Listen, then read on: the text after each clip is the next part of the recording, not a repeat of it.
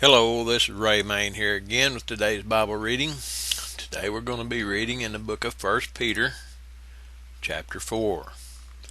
For as much then as Christ hath suffered for us in the flesh, arm yourselves likewise with the same mind. For he that hath suffered in the flesh hath ceased from sin, that he no longer should live the rest of his time in the flesh to the lusts of men, but to the will of God.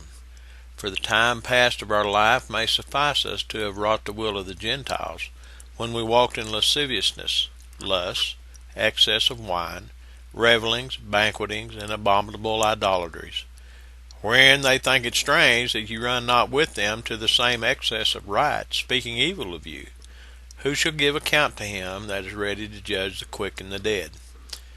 For this cause was the gospel preached also to them that are dead, that they might be judged according to men in the flesh, but live according to God in the Spirit. But the end of all things is at hand. Be ye therefore sober, and watch unto prayer. And above all things have fervent charity among yourselves, for charity shall cover the multitude of sins. I'm stumbling today. Use hospitality one to another without grudging. As every man hath received the gift, even so minister the same one to another as good stewards of the manifold grace of God.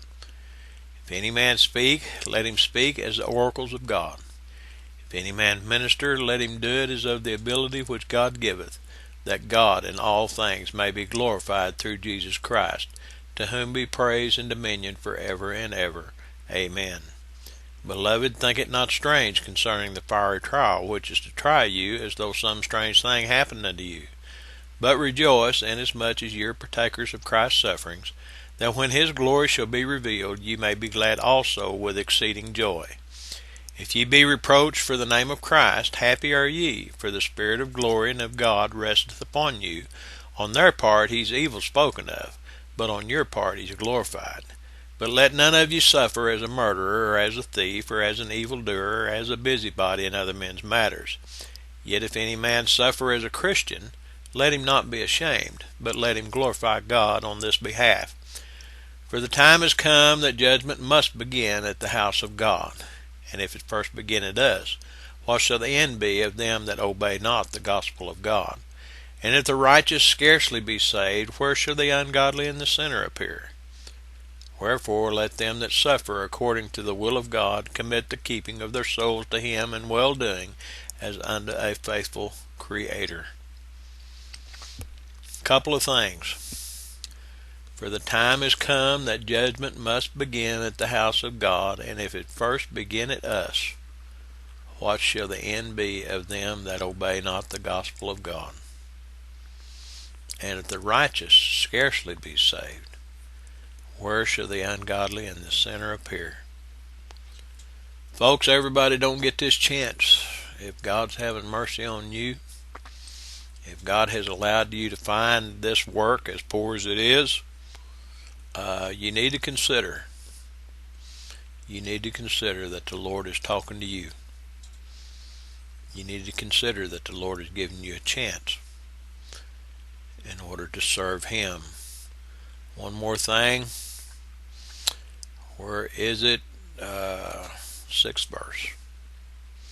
For this cause was the gospel preached also to them that are dead, that they might be judged according to men in the flesh, but live according to God in the Spirit. Gospel preached also to them that are dead. Somebody without any understanding would say, well, they're going out in the graveyards. Or when somebody dies, they'll gather around his bed, and he's dead, and he's not breathing, and preach the gospel to him so that he might save his soul or whatever. And I'm sure there are people out there, there are probably certain ones that actually do that. Folks, that's not what that's talking about. We've talked about this before. That's talking people that are in dead prison houses, that are in dead religions. They're dead as far as God's concerned. They're dead as far as the Spirit's concerned. They're dead. They're in a dead denomination. They're in a dead group of people. Somebody that's being run just by men. It's not being run by the Spirit of God. Where are you at today? What are you hooked up with today? Be careful. Make sure there's life there. You may be walking around with the dead.